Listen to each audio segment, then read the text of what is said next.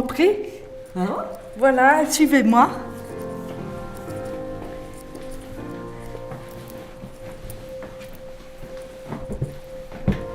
Entrez. Voilà ma chambre.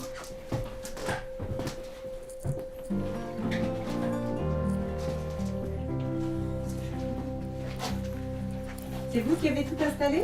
Oui, c'est moi qui ai installé et nous avons un atelier couture. Donc j'ai recouvert ma chaise. Voilà. Et moi qui pensais jamais faire de couture, que j'aimais pas ça. Et ça a été une révélation. Voilà. Et j'ai fait les coussins aussi. Voilà, parce que notre maladie, il faut qu'on fasse beaucoup de concret. Et ça nous détend. Ouais.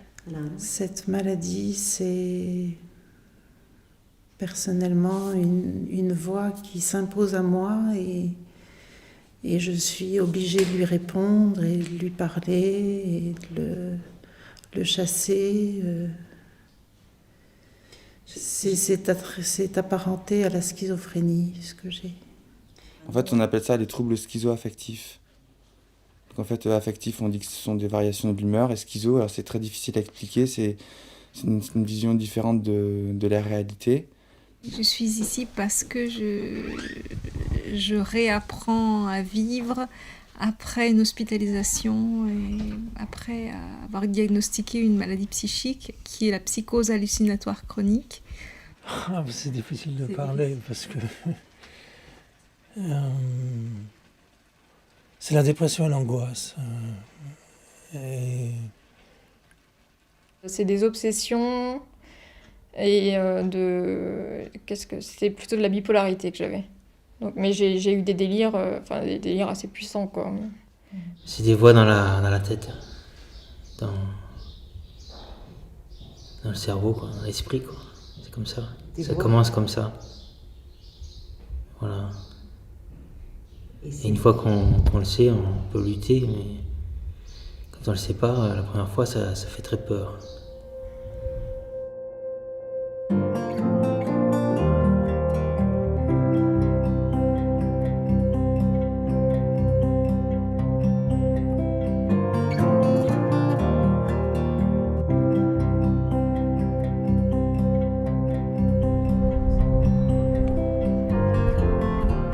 Avril à Lourdes, le printemps s'est enfin installé.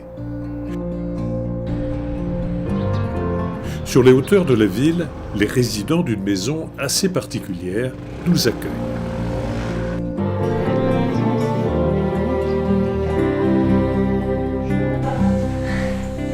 Anne-Caroline arrive comme chaque matin vers 8h30.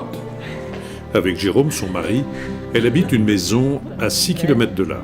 Anne-Caroline. Jérôme est parti garer la voiture.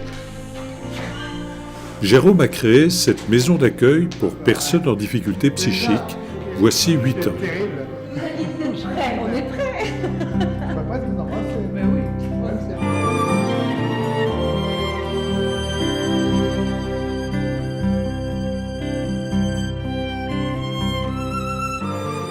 La Demeure Aigues-Vives est une association qui est donc adhérente de la Fédération des demeures de sources vives. Comme vous pouvez le voir sur ce logo, il y a de l'eau qui sort de la maison. Aigues, ça veut dire les eaux, les eaux vives. Et il y a une petite lucarne aussi jaune qui représente la lumière parce que dans cette maison, c'est la joie et la paix qu'on essaye d'installer, de faire vivre dans cette demeure. Demeure pour signaler aussi la stabilité, pour que les résidents se sentent bien chez eux et retrouvent un équilibre, une certaine paix intérieure.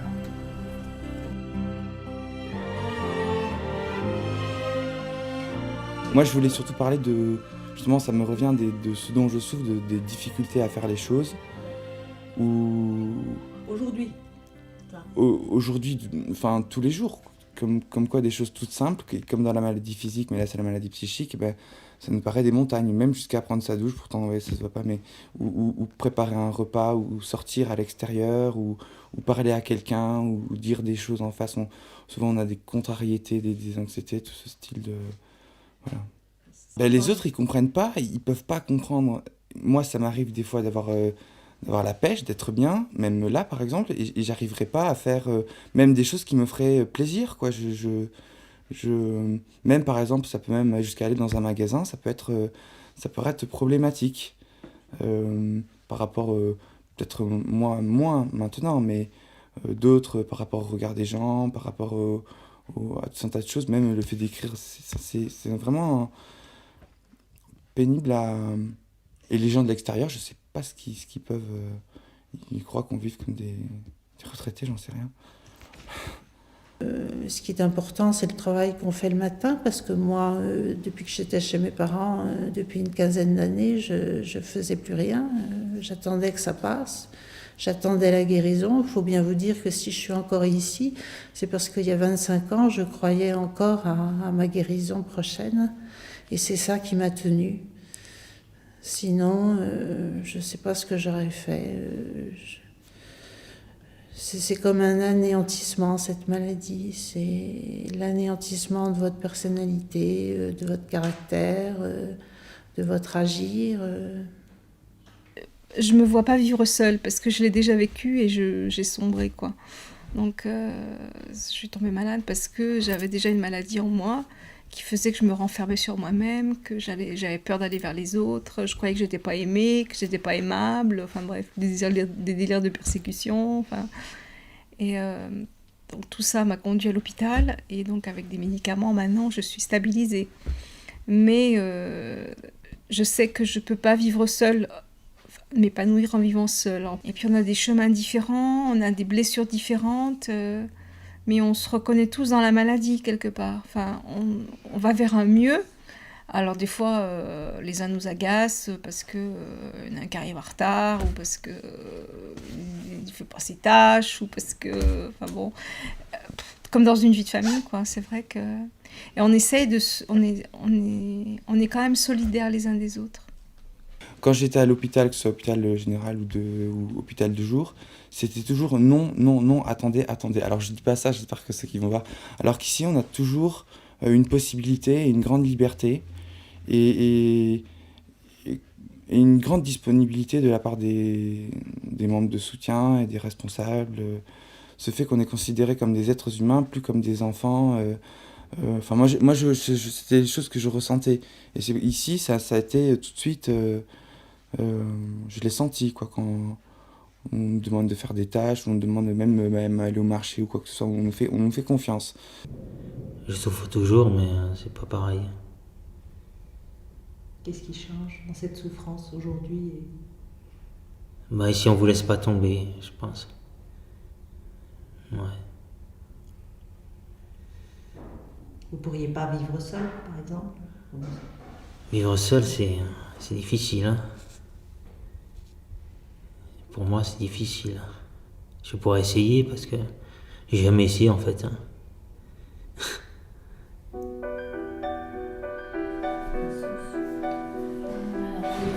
Les menus pour le midi sont pratiquement faits. Ça y est, on a fait la liste du midi. Voilà, maintenant...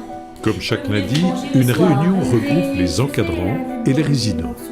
Au programme, l'organisation des travaux de la maison, la répartition des menus, la liste des courses à faire en ville. C'est déjà pas mal, mais par exemple, le soir, on peut faire des feuilletés, on peut faire une tranche de jambon, du saumon, tu vois, quelque chose. Ah, des pâtes au saumon. Des pâtes au saumon, c'est des tagliatelles. Oui, ça, on peut faire des pâtes au saumon. Oui, des tagliatelles. Ça, c'est bien, ça. Jeudi soir, d'accord. Tagliatelle. Le soir. Tagliatelle saumon. Et puis le fait d'être dans la ville, en fait, on côtoie. On a une vie. Je vais au marché, par exemple, je vais faire le marché le samedi matin. Et ben, ça me met en relation directe avec la vie, quoi. On va faire les courses avec notre membre de soutien. Puis on a des activités, donc on a des balades, on a de l'informatique, l'atelier mémoire, la couture. Et moi, je vais régulièrement l'hiver aux piscines. Je vais aider à baigner les personnes qui viennent pour faire une démarche de foi dans les piscines.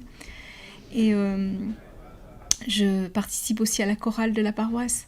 Donc, c'est une dimension chrétienne qui est importante dans la maison. Donc là, je ne l'ai pas dit, mais c'est vrai que c'est pour ça que je suis venue à Lourdes. C'est pour Marie. et pour toute cette dimension de foi, cette vie spirituelle que je peux avoir ici et que je n'avais pas où j'étais avant, quoi. Le rythme ici est plus ralenti à cause des médicaments, bien sûr, des traitements. Il y en a qui ont des traitements lourds et la vie est très, très, très ordonnée, elle est très stable. Le matin, on sait ce qu'on va faire et dans l'après-midi aussi, voilà. Et c'est très régulier et c'est très rassurant. C'est très rassurant.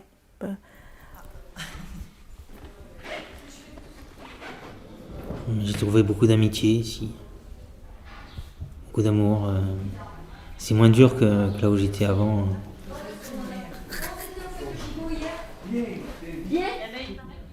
C'est moins dur. Même si je suis allé à l'hôpital, ici j'ai trouvé des gens qui aimaient les autres.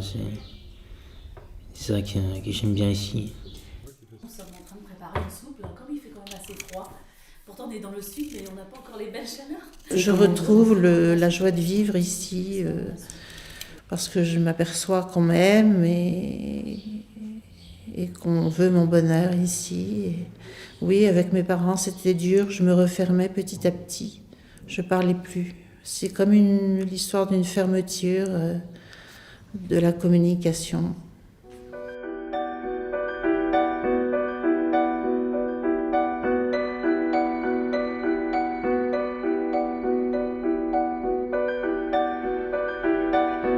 Alors, quand on a ouvert la maison, moi j'ai cru que ça allait être très compliqué.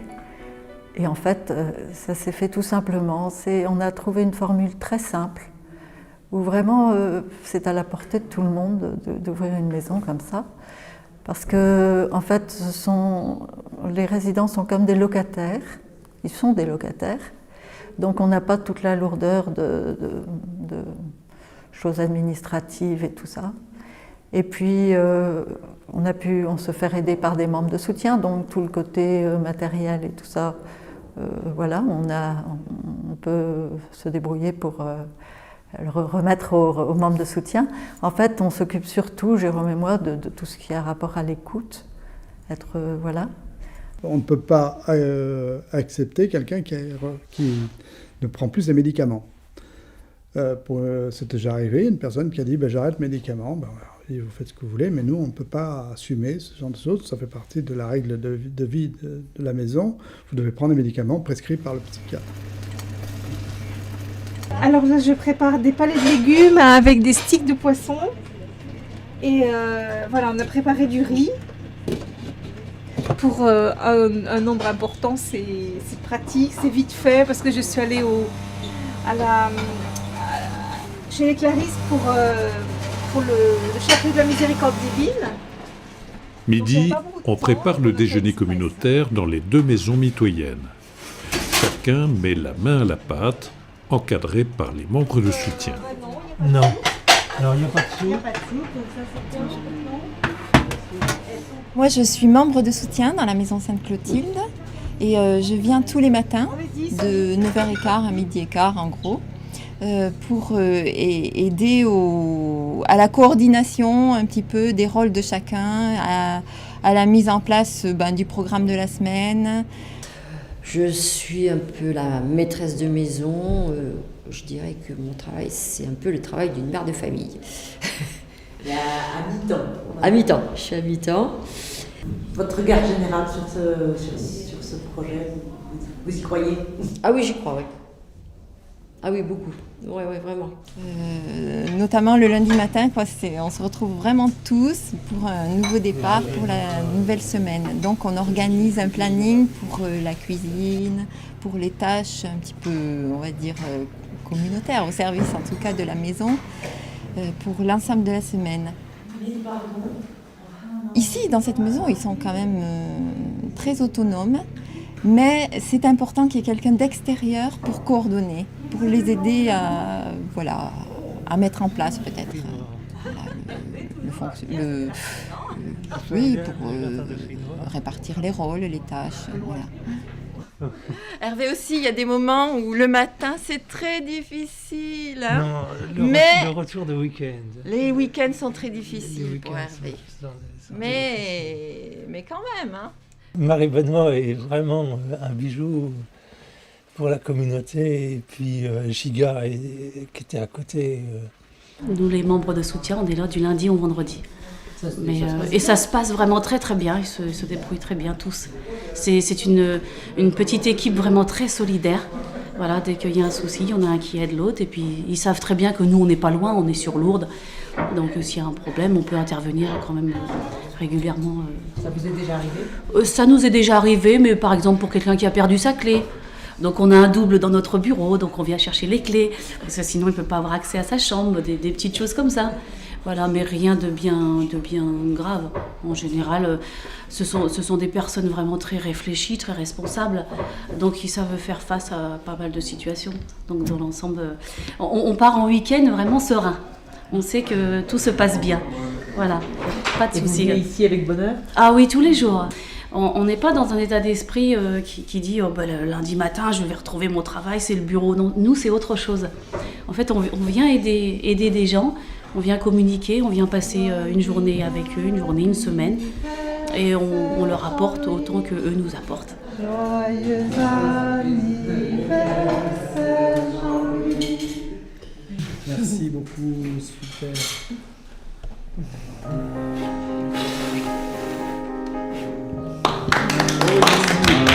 Merci à vous.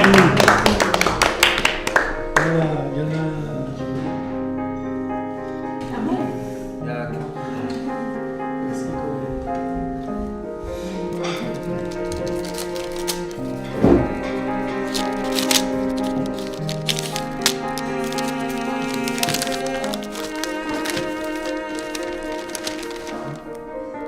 Le chemin des premiers apôtres. Ils ont trouvé ça fantastique. Il y avait des gens qui étaient enthousiastes, des gens qui n'avaient pas la foi, des gens de tous horizons.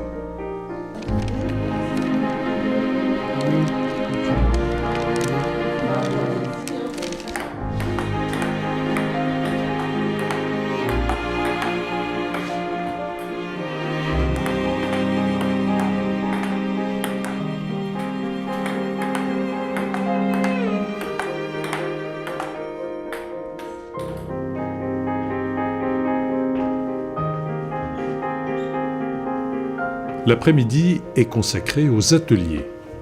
Aujourd'hui, Marianne se rend à l'atelier informatique. C'est Jérôme qui assure sa formation. J'apprends à l'ordinateur, Internet. Voilà, et alors je réponds aux mails. Et ça, c'est important pour vous, cette activité Internet ? Oui, parce que comme ça, j'apprends à communiquer avec ma communauté. C'est concret aussi, ça me fait évoluer. Ça me fait évoluer parce qu'on a tendance à croire que parce qu'on est malade, on est un peu retiré du monde. Et le fait d'être avec l'ordinateur, eh ben, on est comme tout le monde. Voilà.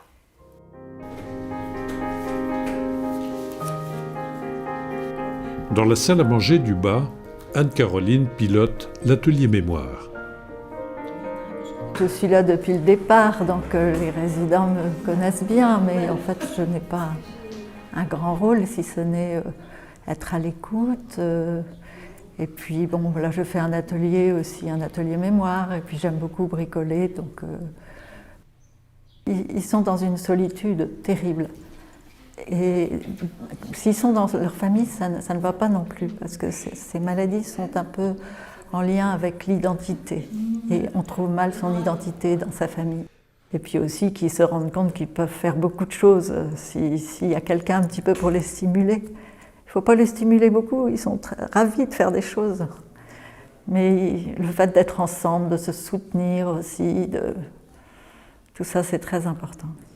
Il n'y a pas de temps limité. Quand les résidents viennent dans ces maisons, ils signent un bail. Mais voilà, comme dans un bail en ville, ils peuvent rester le temps qu'ils veulent. Hein. Il n'y a pas de limitation dans le temps. Oui, voilà, il y en a qui restent 15 jours, il y en a qui restent des années. Bon, il y en a qui sont là depuis le début, dans certaines maisons, mais il y en a quelques-uns qui trouvent effectivement du travail. Bon, en sortant qui trouvent un logement aussi, qui trouvent une activité, qui sortent de la maison. Le but, c'est que ceux qui peuvent retrouvent une vie complètement autonome.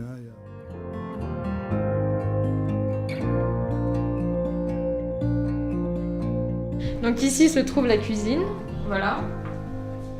Retrouver une vie autonome, c'est le cas de Véronique qui a pris un petit appartement dans le centre-ville où elle a installé son atelier. Donc après ici, toute cette partie c'est mon atelier, enfin c'est là où je travaille. J'ai fait pharmacie au départ, donc j'ai raté le concours, hein, c'était pas du tout ce que je voulais faire je pense. Ensuite donc j'ai fait un BTS de modélisme. Et après, donc, j'ai fait une école supérieure des industries du vêtement. Moi, j'ai 31 ans, là. C'est en 2007 que j'étais hospitalisée, donc suite à un délire que j'ai fait durant plusieurs mois sur mon lieu de travail. Et j'ai été donc hospitalisée... depuis chez eux Depuis chez eux, oui. Mes parents étaient en Bretagne, ils sont revenus du jour... Enfin, me chercher. J'étais hospitalisée, enfin, ce qu'on appelle une nacho, quoi, donc... Et ça a été assez violent, en fait. J'ai vraiment eu l'impression d'être emprisonnée. Enfin, c'est ma grand-mère qui écoutait Radio Notre-Dame, ou Radio, enfin, je sais pas à Nantes ce que c'est, mais... Et donc, qui m'a dit qu'il y avait des maisons qui existaient pour des personnes qui avaient des problèmes psychiques, quoi. Donc moi, mes parents n'étaient pas trop pour que j'aille là-dedans, parce qu'ils avaient peur que j'y reste, en fait, que j'y passe toute ma vie. Enfin, c'est dur, je pense, pour des parents de voir leur enfant tomber, quoi. Enfin, tomber aussi bas. Donc bah, je suis partie avec un sac à dos et en fait je suis restée, quoi. Donc là, ça, j'ai fait une chemise à carreaux, voilà, comme ça. Donc, mais ça, il y en a plein. En fait, mes amis m'ont beaucoup aidée parce qu'ils m'ont demandé de leur réaliser des vêtements. Donc, vos amis de Paris ? Mes amis de Paris, oui. Donc je me suis remise à la couture et c'est vraiment grâce à eux que enfin, c'est eux qui m'ont fait confiance. Moi, j'étais même pas sûre d'arriver à ce qu'ils me demandaient de faire. Mais je me suis dit, il faut que je le fasse parce que ça va me tirer vers le haut, quoi. Ça, c'était avec Vive. Avec Vive, oui. Donc, bon, j'ai un peu monopolisé une salle pour moi. J'ai un peu envahi l'espace, mais enfin, c'était vraiment... Il y a ça, et puis, bon, il y a les autres aussi. Enfin, les autres personnes de l'association. Je pense que quand on est seul, c'est très difficile, justement, de rester dans la réalité. Enfin, le fait d'être avec d'autres, ça nous ancre vraiment dans ce qui est le réel, et ça nous empêche de nous échapper dans des... Enfin, moi, je parle pour moi, hein, mais je sais que quand je vais mal, il faut que je voie quelqu'un, quoi. Il faut que je voie quelqu'un d'autre, que je parle, que je... Ça, c'est pour m'entraîner, enfin, ça, c'est pour découvrir tous les points... D'accord, c'est joli. C'est joli, les couleurs sont belles. Ce que je voudrais faire, c'est des trucs tout fins comme ça, je voulais faire... Enfin, ouais, ça, c'est très à la mode, hein, en ce moment. Oui, mais je suis... Enfin, même quand j'étais très mal, je continuais à suivre... c'est ma passion, hein, donc c'est ce qui me permet de vivre, quoi. Donc, avec Vive m'a vraiment sauvée. Après, je pense... Je sais pas si ça correspond à tout le monde, parce que moi, j'ai quand même eu la chance d'avoir un entourage, des amis qui m'ont beaucoup aidée, une famille qui était proche même, et enfin, c'est pas donné à tout le monde d'avoir cette chance. Ça m'a permis de quitter mes parents, vraiment, enfin, et de recommencer. C'est une page blanche, en fait. J'ai eu la chance de pouvoir recommencer tout à zéro, quoi. Les eaux vives chantent, dansent dans mon cœur et ravivent mon espoir et mon bonheur. Elles donnent le courage et la ferveur à tous ceux qui les cherchent de tout leur cœur. Mon âme vogue sur l'eau, elle chante, elle rit, se balance gaiement sur l'eau. Franchement, il y a un esprit de famille quand même, on pourrait dire ça. Bon, tous les matins, on prend un petit café ensemble quand on arrive, enfin, souvent. On est content de se revoir, et puis si l'un va mal, ils sont très, je trouve, c'est édifiant, ouais. C'est édifiant. Ils sont très respectueux, très patients. Bon, parce qu'il y en a toujours un qui va moins bien, enfin, on sait bien que dans ces maladies-là, il y a des moments quand même très douloureux, d'isolement ou de doute, de souffrance pour chacun, qui les isole des autres. Mais je trouve qu'il y a un grand respect et un souci les uns des autres. Et c'est très beau, ouais, très beau.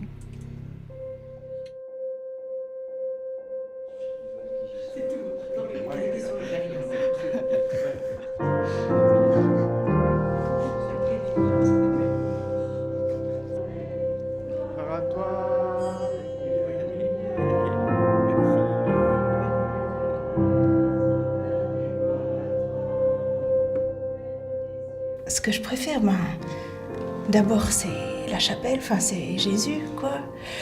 Et qu'on se retrouve tous ensemble. C'est ça que je préfère.